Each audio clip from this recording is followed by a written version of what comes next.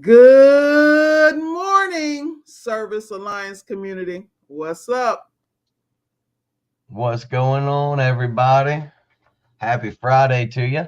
Hope everybody's having a good day out there. How you doing, Miss Ward? Man, I'm so happy to be 6 feet above ground. I'm telling you. I'm trying to tell you, man, it's ain't nothing better than favor. Favor ain't fair. That's true. That is very true. Well, it's Friday, guys. We are officially into April. Quarter one is over. It's done with. The summer is fastly approaching, and I hope you guys and gals out there in the Service Alliance community are ready. If you've been a little slow, if the jobs just haven't been coming in like you want, well, hopefully you're getting prepared and you're getting ready. Because typically speaking, for us, in a normal year, which we haven't had for a while, but in a normal year, April to May is when we start really getting busy. So buckle up, guys, because it's going to be a fun ride. We got some people checking in. You guys forgive me. I got a little chest cold, so I'm gonna be leaning on Miss Ward a little more this morning because I can can barely talk. Good morning, Adam. There you go. In the words of Ice Cube. Gary, good morning, sir. Welcome. Thanks for joining us. Always a pleasure. We'll drop those questions and comments in the chat, guys. Um, Miss Ward's already got me pumped up. I came on the pre-roll a little sluggish, but Miss Ward's got me pumped up because she's always got a good little nugget. But I'm gonna have her pray us up, and then we'll get into whatever questions and comments you guys have. And if you don't have any, we're gonna talk about some things that are on our hearts. So, you want to pray us up, Miss Ward?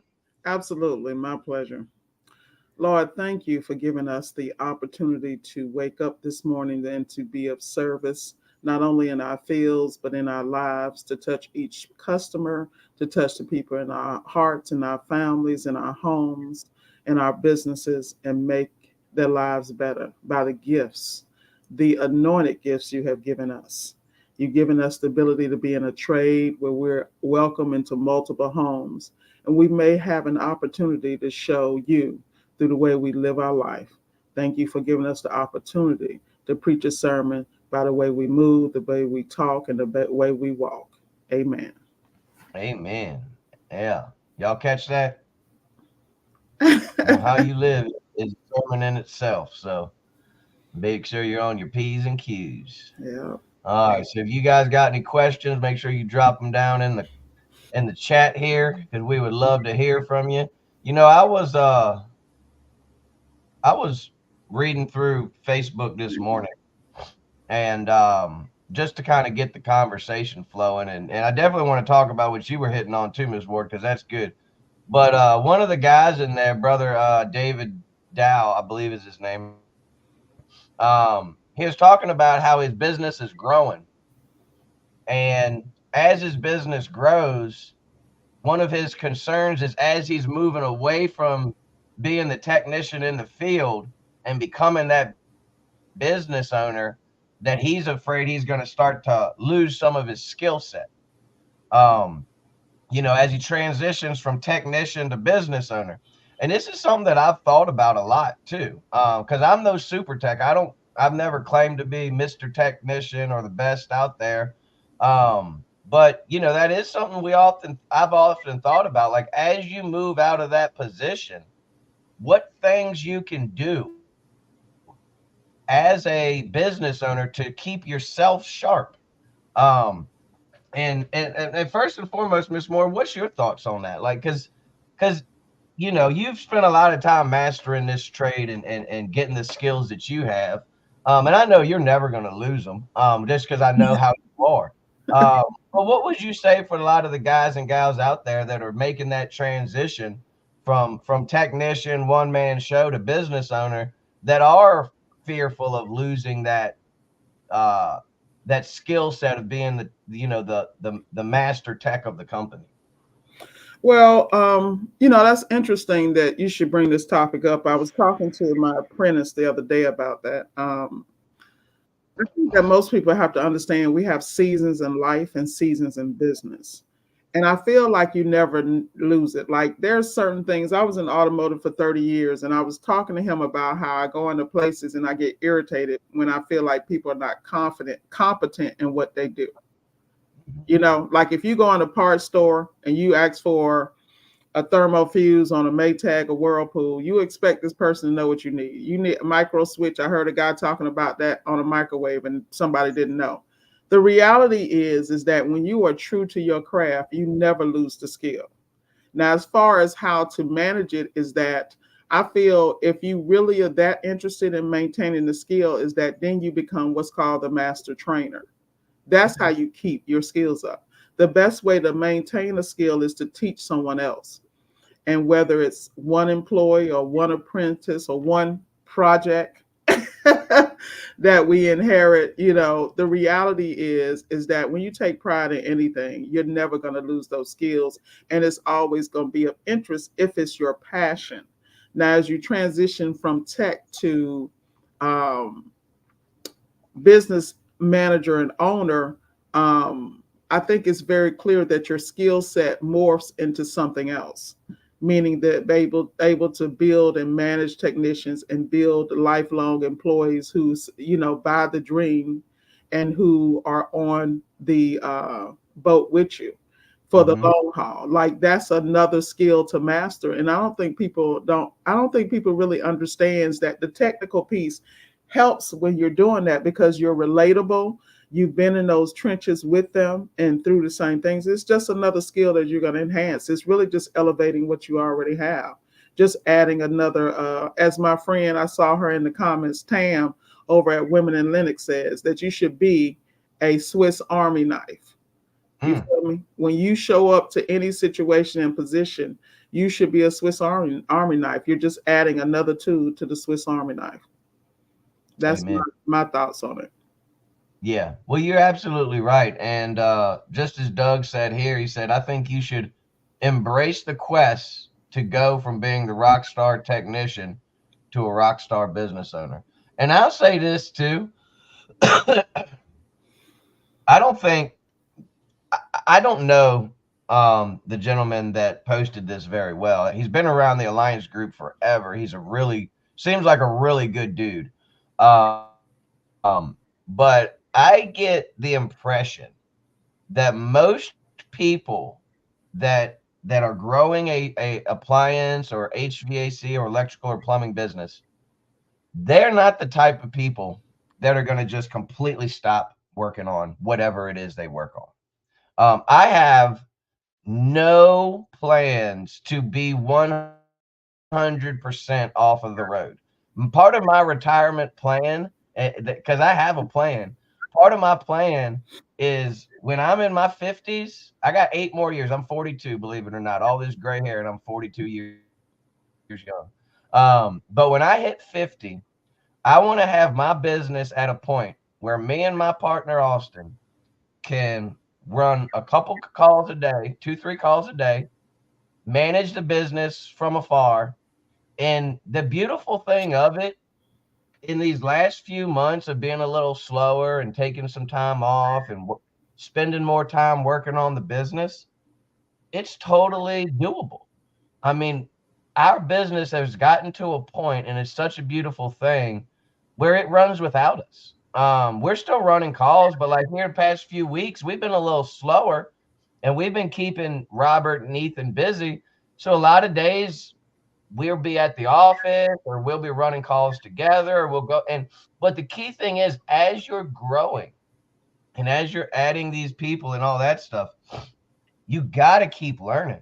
You got to keep going to these trainings. You got to keep adding to your skill set because the appliances aren't going to stop changing and new things arising. So, two things I wrote down on this subject right here is one, to stay sharp as you're transitioning from tech to owner. You got to stay involved in the training process of your technicians. If you're the best in your company, which I can pretty much guarantee you that he is the best in his company because he's a really good technician. Um, I can almost guarantee you that it's going to be important that he stays in that key role of training his technicians. It's not to say that you'll never pass that off to a service manager or hire someone just for training or something like that. But that's one of those things I'm not going to trust just anybody to do. I'm not going to trust just any Joe Schmo to come in and train my technician because there's a certain things we want things done. And then the second thing I wrote down thinking about this is ride-alongs. You've got to do ride-alongs with your team. I think we should do an entire podcast talking about ride-alongs. I do ride-alongs with my team at least once a month. I'll do one with Robert. I'll do one with Ethan. And then Austin will do one with Robert. And he'll do one with Ethan. And the reason that I think ride-alongs are so important, with several reasons. Number one, it gives you an opportunity to get out there and spend time with that employee. Spend time with them, talk to them, see how they're really doing. And number two, it gives you a opportunity to assess where they're at. When you do these ride-alongs, come into the ride-along with a plan. Actually, I got to write something down because I just had an idea. When I do a ride-along, I have notes with me. And I'm taking notes. Any little thing that I notice, whether it's good or bad, I'm doing that. And then we have an employee evaluation form that we do. And after the ride along, we do an evaluation. How's this tech doing? What does he need? What is he doing good? What is he doing bad? Give the technician also an opportunity to talk and share what he's struggling with, what he needs more training with, and ask, what are you struggling nowadays with? One of my guys told me straight up, he's like, I struggle with refrigerators. He said, I need more training on refrigerators. So we've been really focusing on training around refrigerators. And on the days that we do the ride along, we tell Bev, hey, whatever that guy's struggling with, try to get a lot of those on that day. So yeah, let's see here. Got Dr. Dan in the house. How you doing, brother? Part-time tech. There's the dream. Yeah, that's it. I'm dreaming. Excuse me. I'm dreaming of evolving to semi-retire. Do it, Dan. You can do it, brother. No, Miss Ward, I was really digging what you were talking about. We'll wait for the comments, but I was really digging what you were talking about earlier in the pre-roll. You want to share a little bit of that? Sure, absolutely. What's up, Saul? Buenos dias, Buenos dias, TK, hermano. and Señorita Ward. Espero que esté bien. That's it. I'm just repeating what I saw. That's it. So anyway, what's up, Saul? Love that guy. Earlier during the pre-roll, we were talking about support systems. And I was telling him how I'm dismayed by the calls that I have with people that don't have support systems in place. And so I made a note to myself, I think that, like I said earlier, there are seasons in business. And there's seasons when you're maturing as a technician, a business owner, a one-man shop. And if you decide to expand, that's great. Some people don't decide. They want to do the one-man thing. They make a great living, whatever works for you. But I think that we have to understand there are phases of growth. You're always, when you have a dream and a goal, and particularly if you're one of those people like me, I'm an undercover perfectionist. So whatever I'm doing, I want to be at the best I can be at it. You follow me? So I'm constantly building my skill sets. And a lot of times, because I am so driven in that way, but it's really an internal drive, I get kind of ostracized because I'm the odd man out. Like people like, does she ever turn off? Does this, and that, when they really don't know who I am. You know what I mean? And that's okay, though, because my life is kind of designed that way. So it bothers me when I talk to people and they'll say something. Like I was talking to one of my fellow business owners, and he was having a discussion with me about how he's expanding and how people are telling him he's crazy because of the methods he's using. And I explained to him, first of all, stop talking to those people. That's not your tribe. That's not your support system. Second of all, what is given to you is yours. I'm one of those people. I'm gonna be very honest. I believe in spiritual downloads. I believe that when you have a direct relationship with God, that if you clear your mind, your spirit, and the distractions around you, that these things will come to you, and you have to stay clear and move and be obedient. And sometimes they don't look like what everyone else does. But at the end of that rainbow, not only are you successful, you're usually uber successful. You continue to elevate because you shut down this and you listen to this.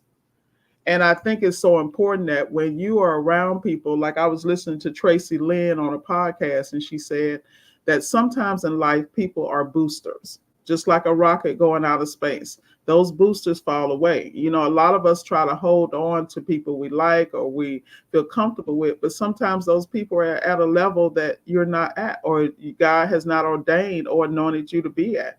And, you know, like me and my journey, I feel like whatever I do is not even for me at this point. It's really to show the way that it can be done, even in those uncomfortable places. So I think you have to look at your support system.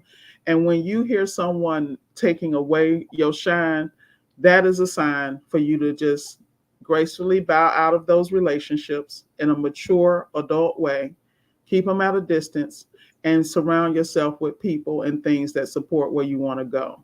Okay. The other piece is that I think most people don't realize that sometimes the only true support you have is God and prayer. And there's a season for that, for clarity and direction. And so I think support systems are very important, but I think we have to be very selective because I look at myself, I was raised in a certain environment and element, but I stayed the hell away from that because it's my kryptonite. I still love them. I still can do good in the hood, but I do what I got to do because I have to stay on purpose because what I'm doing is not just for me, it's for the people behind me. And that's, pretty much my comment on that. Love it.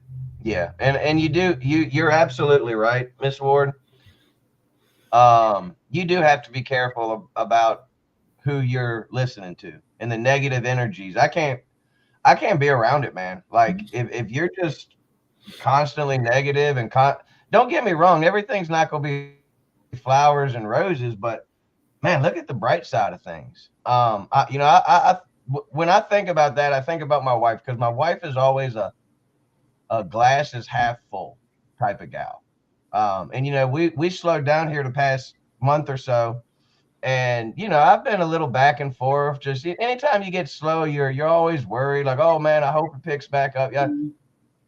but my wife was like, just yesterday, she was like, if you think about it, TK, with everything that she's going through medically and then everything else going on, like it was really a good time for us to be slow.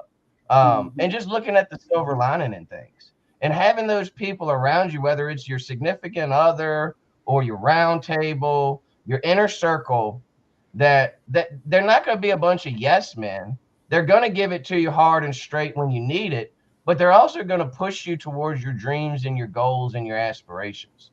Um, that's why we encourage you guys so much to get involved in some kind of mastermind or peer group or something like that. We're kicking off our masterminds again this month, and we're doing them a little different this time. You don't have to sign up for the whole year of masterminds. You can come to as many as you want to. EJ is going, but I recommend coming to all of them. But EJ is going to be kicking it off with a mastermind on KPIs, which if you have not gotten it, no matter where you are in your business, you need to be at this mastermind. And EJ over the years has helped me a lot with my KPIs. Every once in a while, we'll do what we call a KPI party, and me and him will just hop on a Zoom call and we'll do our KPIs together. We both use the same form for our KPIs. For those of you that are all access members, you've probably got that form. It's in the library over there at servicealliancegroup.com. But go to these masterminds. And even if you're not, if the mastermind's not for you, which I don't know who that would be, but if the mastermind's not for you, find something where you can get around around other like-minded business people that you trust, that you know can help you to push you further and do better, and plan and keep each other accountable, and push each other to the next level of excellence. Because at the end of the day, whether you whether you believe it or not, the people you hang around with rub off on you.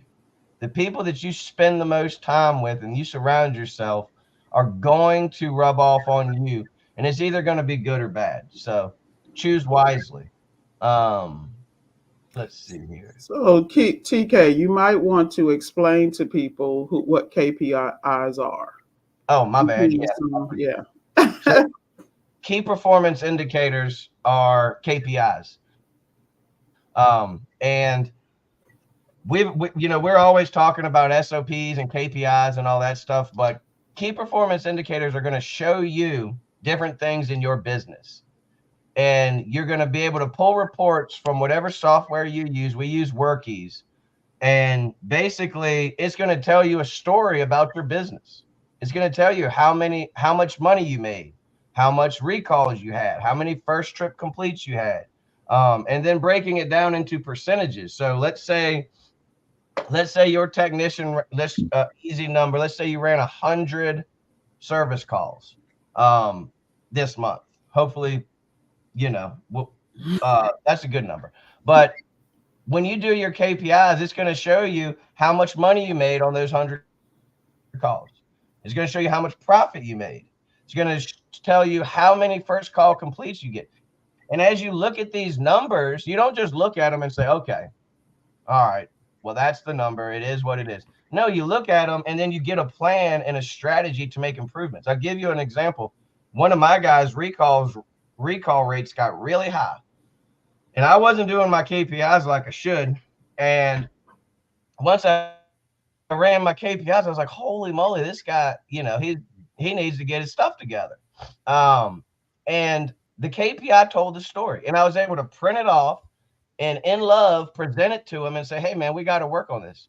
And as soon as we started talking about it, as soon as we started working on it, the recall rate went down. The first call completion rate went up. If you and set targets for every single KPI, you should have a gross sales target. You should have a first call complete percentage target. You should have a recall rate target. You should have a 5-star review target. All these different things that you're tracking in your business, you should have targets for. And then at the end of each month, you go over it with your team. First Tuesday of every month, my team meets and we go over the KPIs for the last month. Here's how everybody did. And then what I also suggest you do is get some incentives for your guys that are crushing those goals. If those guys are killing it in sales and their recall rates down and their first call completion rates, you want to see motivation, start putting some incentives in place. We're actually working on an incentive program right now as we speak, to incorporate into Q2, because I want my guys to know that, hey, if you're out there crushing it and killing it for us, we appreciate you. And for some people, that incentive is money. For some people, that incentive might be a day off. I personally believe that you should give them the option. Like I got one guy, he's money driven. My other guy, he's time off driven. So I'll give them the option. Hey, you crush these goals for Q2, you can either have some extra time off or a bonus. Um, but the KPIs tell the story, just like your profit and loss statements, just like all these different things that you do. I'll tell you another thing that I've been more hands-on with lately is commission reports. I've been looking at these commission reports. Those are almost like a KPI in themselves because they tell that story. For a long time, I was just letting Beth do the payroll and I wasn't really putting my hands on it. But now we've got a commission report that she fills out each pay period. And I can go through and I can see all these different things. And I can see where people aren't charging enough or where people are using more than I think they should as far as parts go. If I look at a job and you've put 2 or 3 parts on it, well, I want to know why. was 2 or 3 parts bad? But if you're not tracking all these things, you're not going to know. So I agree. anyway. I agree. And that's the same thing. This is why I'm always preaching about the one man show. You follow me? About how that same thing you're talking about as a one man show, you got to master that for yourself. So if you do decide to expand, this is not foreign to you. Like these same key performance indicators, you should be looking at your rate. You should be looking at your ticket average. You should be looking at turnaround time for parts delivery and how, do you have the parts on hand? Are you like everything you do affects the bottom line, whether it be profit, time, time off with your family. So, there are people who watch the show who are one man shows. I don't ever want to speak over their head. And it's just like how you're talking right now. You have moved into business ownership with multiple employees. So just like we were discussing earlier about that tech, losing the tech skills, look how much TK is exposed to and growing and learning on that side. So the same uh, ferocious appetite he had as a tech learning the skills, he's doing the same thing in that arena. That's why everything we learn is transferable, no matter what part of the game and what part stage you're in your business. Yep. Yeah. And the the thing that the one man shows, and I really want to drive this home. I know we say this all the time. Start now. If you are a one man show, don't do what I did, man. I tell you guys all the time, I didn't do it right. I mean, I did a lot of things right in my business, but I did a lot of things wrong. And I'm more than happy to be upfront with you guys and let you know when I was a one man show and it was just me, I wasn't doing KPIs or worried about SOPs. It wasn't until I started growing my business that I started doing all those things. And that's why I'm so adamant about it for you, for everyone out in the Service Alliance community. Learn from my mistakes. Learn from, because you know how I learned? I learned the hard way. I learned because I did it the wrong way. And then I had to backtrack. And it's so much harder to do. So if you're out there today and you're a one man show or you just started adding new people to your team and you're starting to grow, if these terms like KPIs and SOPs and profit and loss statements and all, if this is foreign to you, welcome to the club. It's perfectly okay. But now today is the day. Decide today to go out there and start implementing those things into your business and start getting a plan and start measuring the things that matter. Because if you don't measure them, as Mike Carson always says, one of my favorite quotes he always says, and it's probably not his quote, he probably learned it somewhere else. But you can't manage what you don't measure. If you are not measuring it, you cannot manage it. Um, we're gonna wrap it up, but Saul has a question, and it goes right along with what we're talking about. How would you stress to servicers the importance of analyzing data? We just literally answered that question. What would you say, Miss Ward, as we wrap this up?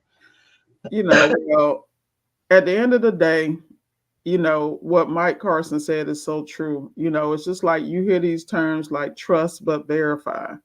But wherever Mhm. your attention goes is where the money goes. And that's what most people don't realize. We've all been through the stages, you and myself, TK, of starting the business, being frustrated with the failures, dealing with misdiagnosis, dealing with refunds, dealing all the stuff you have to go through to get to a certain level. And it really never stops. You just get more strategic about how you move. Like prime example, and I'm gonna wrap it up real quick. One refrigerator, and I hate to say it, but I'm gonna say it. That Frigidaire French door with the issue with that ice maker, where you have to go in and change that and put the gasket on and do this and do that. Every time I get one, the first thing I do is pull it out and look in the back. Why, TK?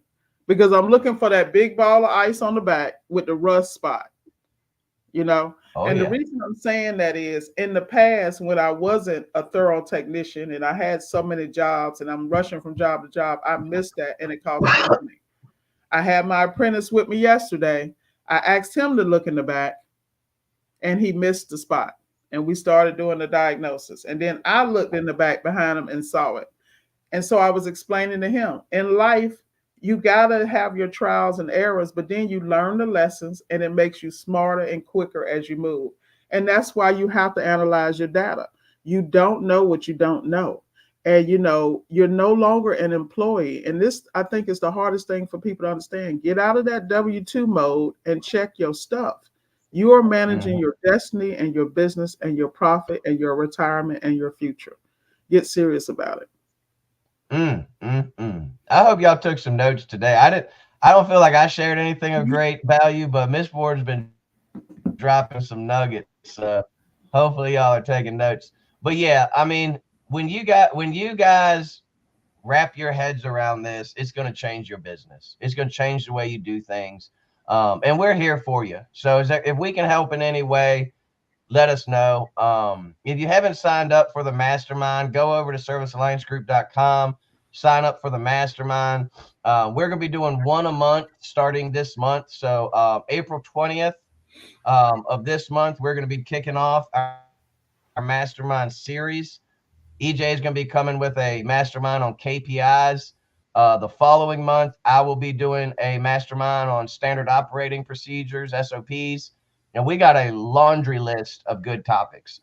When we recently met together, me, Mike, Zach, and EJ, we spent a lot of time focusing on the masterminds because we we believe in it. We believe in it because we've seen how it has changed people's companies and helped people so much. But we're constantly wanting to make it better. And I can't take any credit. Mike and Zach have really put a lot of effort into this mastermind, and it's going to be awesome. So if you haven't signed up, go over to servicealliancegroup.com. If you haven't subscribed to Solid Steps to Wealth, what are you doing with your life? Get your butt over there to Miss Ward's channel, subscribe to her. If we can help you in any way, let us know. We hope you have a wonderful rest of your week. I'm going to take it easy this weekend and try to get better so I can be 100 next week. But if you haven't started doing KPIs, start now. Start getting a plan together. If there's any way we can help, let us know. We love you guys and gals out there, and we will catch you next week. Have a great weekend.